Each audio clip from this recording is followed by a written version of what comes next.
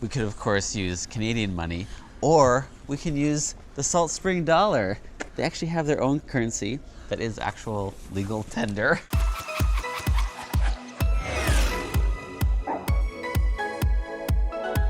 So here we are on an island in beautiful British Columbia, and we'll tell you a bit more about that island in a minute, but we stayed at the Salt Spring Inn, which is this cozy old inn, originally built in the 1930s. There are 3 deluxe rooms that have queen beds, fireplaces, their private bathrooms, and views out the window where you can see the water. And we got one of those 3 rooms. And then elsewhere in the hotel, there's a bistro bar that serves breakfast, lunch, and dinner. It's actually one of the top-rated restaurants in the area.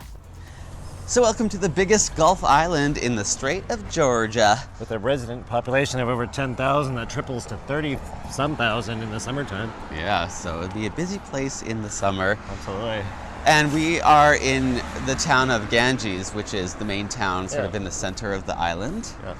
And it's known for its arts and culture. Hippies. Yeah. Good food.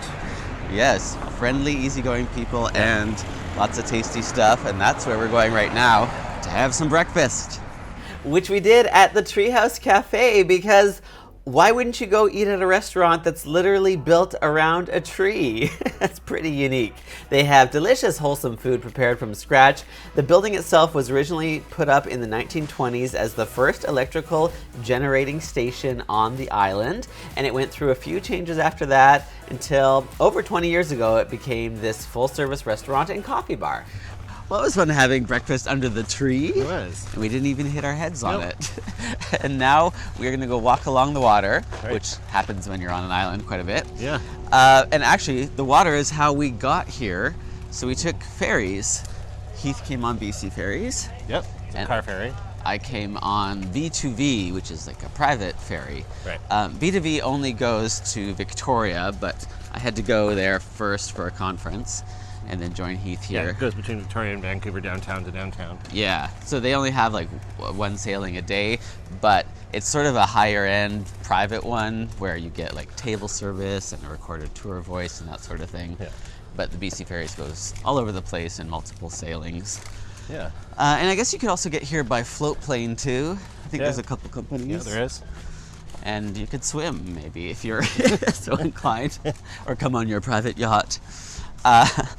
But a cool way I think to get around the island as well is to bike, and so that's what we're gonna go do right now. But not just any kind of bike, an e-bike from the Salt Spring Adventure Company, because it's the perfect way to explore a beautiful but hilly island. They basically assist you when you're going up hills, or really whenever you want the assistance, or you could even just sort of ride it like a scooter if you didn't want to pedal at all. But we did still do some pedaling and just went around. It was quiet. We got to just take in the scenery. It was just a beautiful and easy bike ride. All right, we've pulled over at this little coffee shop to get ourselves a treat and enjoy the view of this beautiful area that was originally inhabited by the Salish peoples. The original pioneers called it Admiral Island until 1910 when they switched it to Salt Spring Island, which has stuck ever since. Right, and there still is a reserve here for the Coast Salish peoples. And it's a provincially protected wilderness area. Yeah, as it should be. And part Beautiful. of the Federal Park Reserve, I think. Yeah.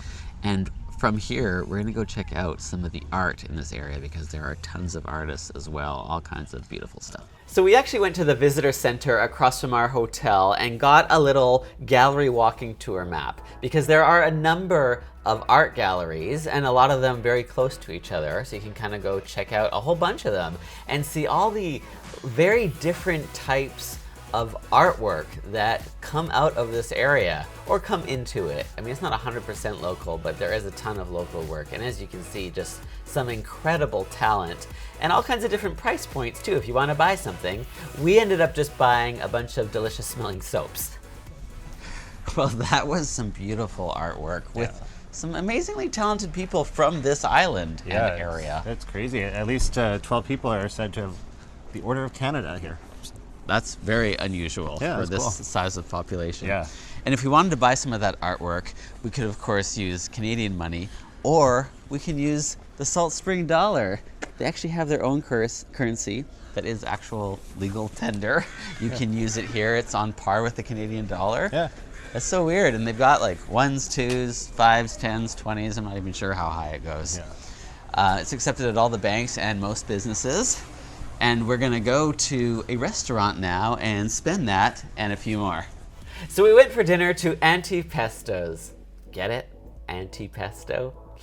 It's on the waterfront boardwalk in the heart of Ganges. It's a family-owned cafe that offers breakfast, lunch, and dinner, and they've been around for almost 15 years. All their food is prepared fresh from scratch using local ingredients, some from their own kitchen garden, and many from the local growers and producers in the area.